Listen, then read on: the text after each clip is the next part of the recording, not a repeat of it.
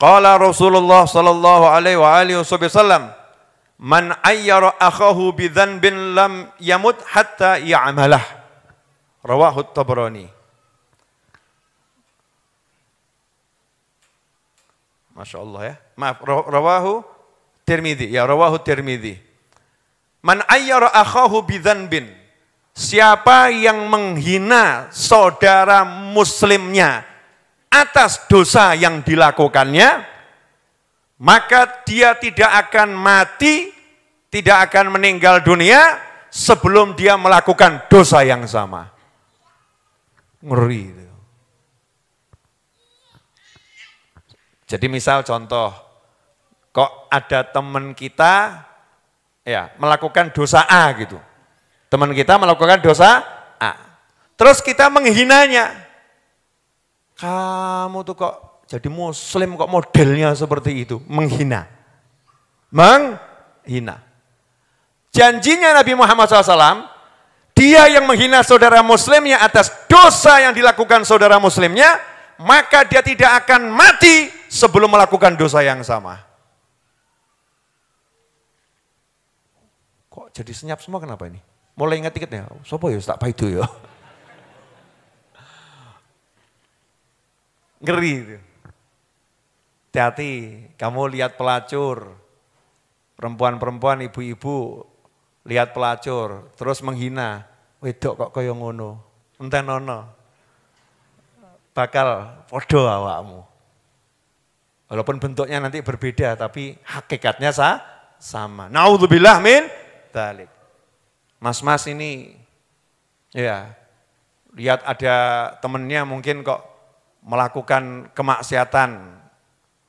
Contohnya sakarepmu gitu ya. Terus kamu menghinanya. Wong kok kaya ngono. Menghina ya. Dalam hati ada penghinaan, merendahkannya, menghinakannya. Maka lihat saja, kamu akan melakukan yang sama. Itu pasti itu. Enggak mungkin Kanjeng Nabi salah SAW. Pasti. Lah kenapa sampai Rasulullah SAW mengajari seperti ini? Jangan kamu celak, jangan kamu hina saudara muslimmu atas dosa yang dilakukannya. Luar biasa. Wes genah-genah dosa gak itu dielek-elek. Sudah jelas-jelas berbuat dosa yang haram, gak boleh kita menghina muslim yang lain. Apalagi muslim yang gak berbuat dosa. Masya Allah. Gak ada hujan, gak ada angin, ada muslim kita caci, kita maki, kita hina.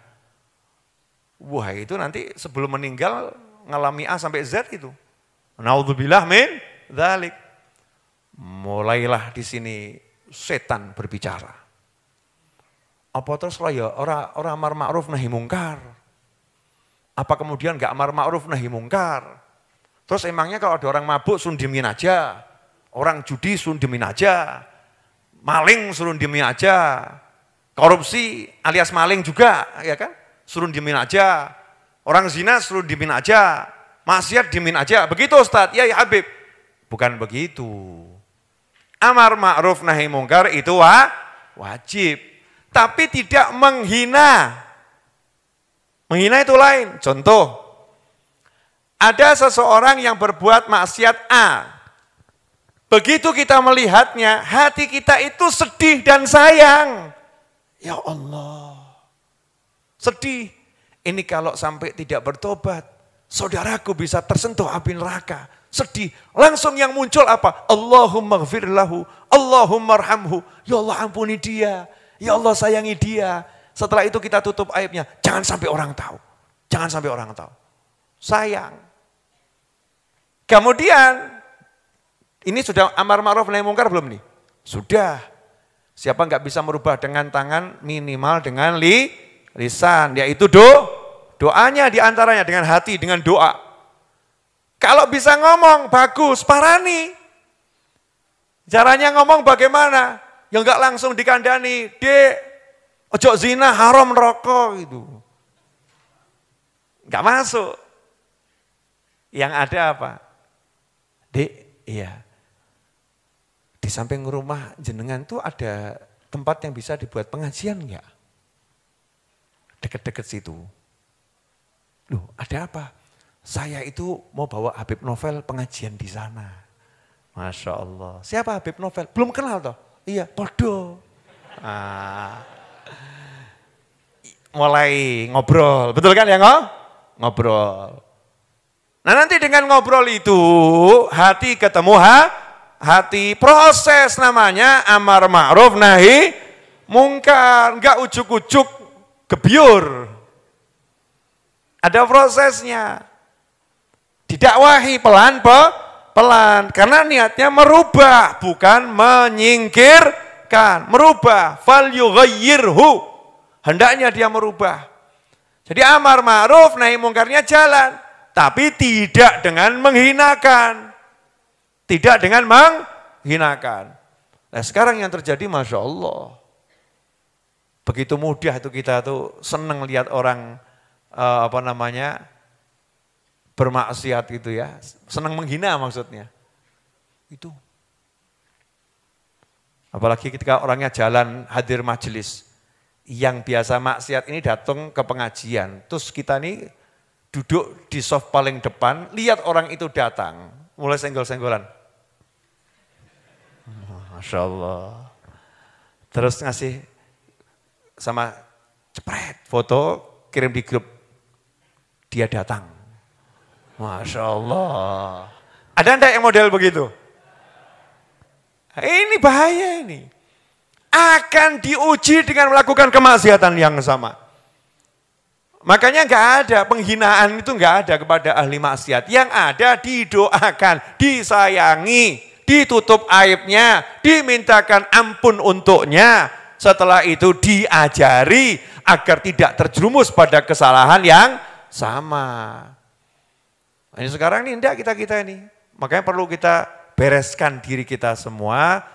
Jadi muslim yang betul-betul baik, jangan pernah mengeluhkan musibah kepada manusia, kemudian jangan pernah menghina orang yang berbuat dosa, doakan, tutup aibnya, mintakan ampun, nasihati dengan kaidah-kaidah yang sudah diajarkan dalam memberikan nasihat. Karena memberikan nasihat itu baik amar ma'ruf maupun nahi mungkar itu ada ilmunya.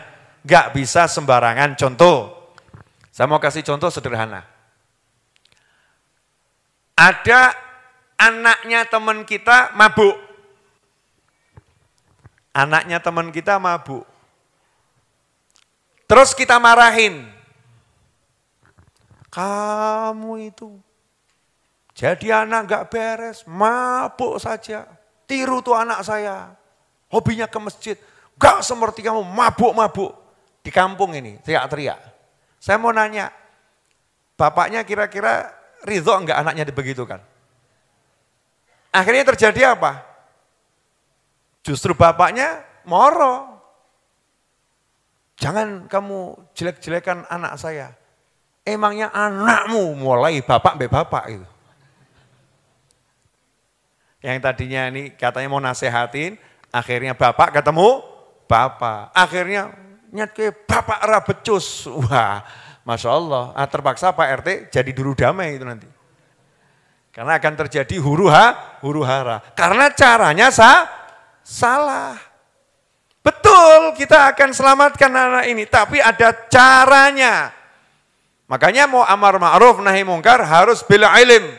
Harus punya ilmu. Harus belajar. Sampai-sampai dikatakan untuk mendamaikan dua orang yang bertikai, dusta itu diizinkan. Untuk mendamaikan dua orang yang bertikai, dusta itu diizinkan. Padahal dalam ilmu yang kita pelajari, dilarang berdusta. Tambah jujur-jujuran. Mas, saya enggak mau mengadu domba ya mas ya. Tapi saya mau jujur. Kemarin tuh kamu dibicarakan loh sama dia. Saya mau nanya, ini jujur apa kurang ajar nih? Yang diomongkan betul. Kamu kemarin diomongkan loh sama dia. Ini jujur yang salah. Jujur yang salah. Wah, ada dusta yang justru pahalanya jannah. Teman kita nanya sama kita. Tentang seseorang yang dia benci. Tentang seorang yang dia benci. Gimana kabarnya dia itu, yang sok itu. Wah, kamu belum dengar toh? Apa? Saya kemarin mendengar dia itu muji-muji kamu. Ora mungkin. Ora percaya, tak celuk ki kancamu sijine. Kontak teko rene ya, ngomong padha mbek aku. Nah, partner dusta saudara-saudara. Betul katanya. Dia muji-muji saya. Oh iya. Katanya kamu tuh banyak jasanya buat dia, bla bla bla bla. Aneh ya, berubah kita ya. Tinggal kowe sing hurung. Nah, Masya Allah. Mulai ini datang ke sana ngomong, kamu dipuji-puji di sana. Jadi KPK yang ngapusi, kini ngapusi, neng kono ngapusi. Tapi untuk mendamaikan dua orang, ini dusta yang dipuji ini. Jangan pula juga, ini kadang-kadang ini oknum-oknum ibu-ibu terlampau sayang sama temannya jujur. Dek, ya, kamu cek tuh suamimu. Loh kenapa? Saya lihat kemarin dia itu pergi ke kampung sana sama cewek lain. Aku lihat dengan mata kau sendiri, aku enggak dusta loh, ini jujur aku. Masya Allah. Ini jujur yang enggak boleh itu. Enggak boleh disampaikan. Karena bisa menghancurkan rumah tangga seseorang. Ada ilmunya, semua ada ilmunya. Maka, ikhwani rahimakumullah, dua sabda Nabi SAW tadi, insya Allah jadi ilmu yang barokah, manfaat untuk kita. Amin. Seperti yang saya janjikan, tersisa sekitar 15 menit, kita akan bahas, ya sambil menunggu Mas Wahid. Mas Wahid Mujiono sudah sampai belum? Belum? Sudah? Nah silahkan dibagi Mas Wahid. Ini qasidahnya Habib Ali bin Muhammad bin Husain Al-Habsyi, Sahibil Maulid Simtud Duror. Qasidah ini singkat, silakan dibagi kawan-kawan. Qasidah ini singkat, tapi syarat dengan doa yang luar biasa. Jenengan kalau baca ini tiap habis sholat cukup. Ini kalau dibaca tiap habis sholat cukup. Misalnya kok nggak iso ndonga, wah saya nggak punya doa, saya Rabbana atina fid dunya hasanatan wa fil akhirati hasanatan wa qina adzabannar. Kamu tambahin satu ini, sama satu lagi ini itu. Masya Allah, mantap nanti kamu doanya. Ya doanya mantap. Yang pertama diawali dengan asyraqal badru alaina wakhtafa badrut tamami mithla husnih ma ra'aina fil iraqaini wasyami. Muji Kanjeng Nabi Muhammad SAW. Ya, memuji Kanjeng Nabi Muhammad sallallahu alaihi wasallam. Itu diantara makna solawat. Solawat itu muji Kanjeng Nabi Muhammad SAW. Orang kalau mau doa disuruh solawat dulu. Asyraqal badru alaina wakhtafa badrut tamami. Bulan purnama yang sejati telah terbit menyinari kami sehingga purnama yang ada ini menjadi sirna. Jadi kalah itu rembulan kalau di kala purnama itu kalah, hilang dia. Kenapa? Karena ada cahaya Nabi Muhammad sallallahu alaihi wasallam. Mithla husnih ma ra'aina. Keindahan seperti baginda Nabi enggak pernah kami lihat di Irak, Iran maupun di Syam. Fil Iraqaini wasyami. Setelah itu mulai doa, Rabbi faj'al mujtama'ana ghayatu husnul khitami. Ya Allah, jadikanlah pertemuan kami nanti hasil akhirnya adalah husnul khatimah. Ghayatu husnul khitami wa'tina ma qad sa'alna min atayakal jisami. Dan berilah kami apa yang sudah kami minta ya Allah. Mintanya kan macam-macam ya. Pernah minta A, pernah minta B, pernah minta C. Ini diringkas. Wa'tina ma qad sa'alna. Beri kami apa yang pernah kami minta ya Rabb. Min atayakal jisami. Karunia-karuniamu yang besar-besar. Bukan yang kecil. Wakrimil arwaha minna biliqa khairil anami. Kemudian muliakanlah ruh-ruh kami untuk berjumpa dengan sebaik-baik manusia, yaitu baginda Muhammad sallallahu alaihi wasallam. Doa minta ketemu Kanjeng Nabi, baik di alam mimpi, di alam nyata, dunia, barzah, sampai di jannah. Makna liqa itu luas. Sekarang maupun nanti biliqa khairil anami. Terus ditutup dengan sholawat dan salam. Wa balighil muhtara anna min salatin wa salami. Dan sampaikan kepada Nabi Muhammad SAW, sholawat dan salam kami, min sholatin wa salami. kalau sholawat dan salam kita disampaikan kepada Nabi oleh Allah Ta'ala, makanya kita kalau kan sholawat sallallahu ala Muhammad sallallahu alaihi wasallam itu ya sholawat dan salam, kita minta Allah yang bersolawat, kita minta Allah yang bersolawat. Sampai pada Nabi Muhammad SAW, Rasulullah membalas ke kita, sholawat dan salamku juga untukmu. Makanya kita akan bersama-sama baca ini nanti sebagai penutup majelis dan seterusnya. Setelah doa yang biasa kita baca. Ya, setelah doa yang biasa kita baca. Nah karena ini sudah waktunya untuk ditutup, pemirsa dimanapun berada, kita mau tutup dengan doa yang biasa kita baca. Terus setelah itu saya mau ngelatih dulu, ya mau melatih ini tim kecil saya sama jenengan semua. Nah, nanti silahkan dipakai di rumah-rumah antum semua. Ya, di majelis-majelis antum, di langgar-langgar, musola, di kantor-kantor, nutup majelis gak usah bingung, ya mau doa juga gak usah bingung, baca yang satu ini, udah saya jelaskan tadi maknanya, maka sudah tercakup semuanya. Waqtina maqad sa'alna, butuh apa tadi? Masing-masing punya permohonan, beri ya Rabb apa yang kami minta, min atayakal jisami. Setelah itu kita minta yang paling agung. Apa itu? Berjumpa dengan Nabi Muhammad sallallahu alaihi wasallam.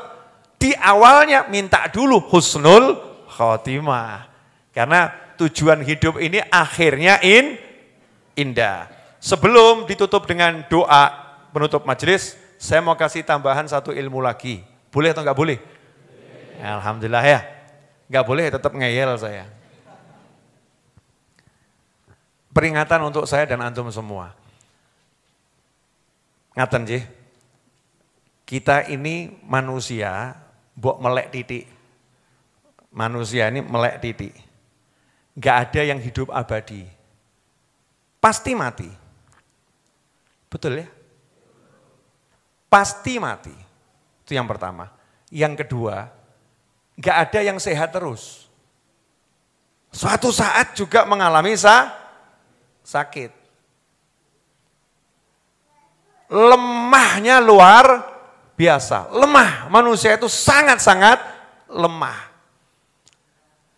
Dan satu-satunya yang bisa nolong kita, hanya pencipta kita. Mungkin jenengan, saya, dan yang menyaksikan tayang ini bisa terbuka hatinya lebih luas lagi, lebih paham lagi. Kita ini ciptaan, makhluk. Ciptaan, jangan berlagak jadi Tuhan. Kita ini makhluk, jangan sok jadi Tuhan. Jangan merasa kita ini perkasa, jangan merasa kita ini bisa, jangan merasa kita ini mampu, jangan kita merasa ini yang punya. Kita ini miliknya Allah Subhanahu wa Ta'ala. Ora iso apa-apa, enggak punya apa-apa, enggak bisa apa-apa. Alhamdulillah Allah mau kenalan sama kita. Allah ngasih tahu, akulah yang ciptakan kamu. Aku yang ciptakan kamu. Saking baiknya Allah, kita dikasih tahu. Coba kalau enggak kan kita bingung. Glebek mati. 20 tahun mati. Enggak ada berita dari langit nih. Apa ya kok ngerti itu udah mati ya? Ini mati, ini mati, ini mati. Allah enggak ngasih tahu. Bingung kita manusia ini sebetulnya what's happen, apa yang terjadi? Allah ngasih tahu, kullu nafsin dha'iqatul maut. Semua yang bernyawa pasti mati. Oh jadi paham, oh urip ki dilu mesti mati. Oh ada kehidupan setelah mati. Oh nanti kita ada surga, ada neraka. Pengen surga dadi apik, minta sama yang punya surga. Terus Allahnya ngajari, "Ngger butuh apa njaluk ambek aku." Aku yang punya kamu, semua punya aku, semua milikku. Butuh njaluk. Enak toh ya? Enak. Dan kalau kamu saya beri, sadar itu bukan punyamu, itu punya saya, tak titipi. Sewaktu-waktu tak jaluk sak karepku. Kamu suka enggak suka, tak rebut begitu saja, itu milikku kok. Itu milikku. Kamu gak bisa apa-apa.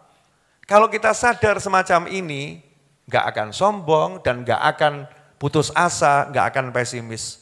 Apapun kondisinya kita akan ngomong, Allah, ya Allah, Gusti, Allahumma, ya Allah, Allahumma, ya Allah, Allahumma, ya Allah. Hidupnya jadi enak. Lah sekarang enggak. Hidup beragak yang punya, ya Ustadz, uang saya habis. Gimana ini, hidup kok semacam ini. Untung kiai sama ustadznya rada halus. Itu kalau datang ke saya, jawaban saya enak banget. Lahir nggo apa-apa kok. Maksudnya, bukan punyamu, itu punya dia kok. Diambil sama dia ya. Saya mau bisa bilang apa? Ya sabar. Pilihanmu cuma satu, ikhlas menerima atau ikhlas menderita. Silahkan dipilih yang mana. Oh, itu punyanya Allah.